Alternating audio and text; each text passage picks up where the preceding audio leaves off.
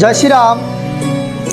আপনারা একটা জিনিস হয়তো লক্ষ্য করেছেন, এখন ভারতবর্ষের হিন্দুরা নিজেদের সংস্কৃতি ভুলে বিদেশি সংস্কৃতি গ্রহণ করা শুরু করেছে।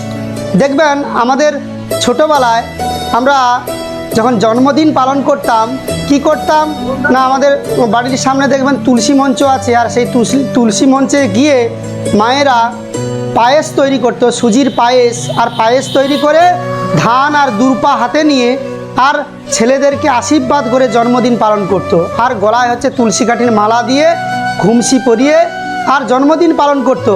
আজকে সেই দিন আজ উঠে যাচ্ছে। কি হচ্ছে না, বড় করে কেক বাজার থেকে নিয়ে আসা হয়েছে, সেই কেকের উপরে নাম লেখা আছে, আর ছেলের বয়স যত বছর আর ততটা হচ্ছে মোমবাতি জ্বালিয়ে দেওয়া হচ্ছে। আর ধরুন আমার বয়স হচ্ছে 12 বছর, সেই 12 বছরের 12টা মোমবাতি জ্বালিয়ে আর ফু দিয়ে হচ্ছে নিভিয়ে দেওয়া হচ্ছে, আর হাতে বড় একটা তরোয়াল কিংবা ছুরি দিয়ে যেই উপরে নামটা লেখা আছে সেই নামটা কেটে দেওয়া হচ্ছে, আর ফু দিয়ে হচ্ছে মোমবাতি নিভানো হচ্ছে। এটা আমাদের সংস্কৃতি নয়। আমাদের সংস্কৃতি কি না, প্রদীপ জ্বালাতে হয়।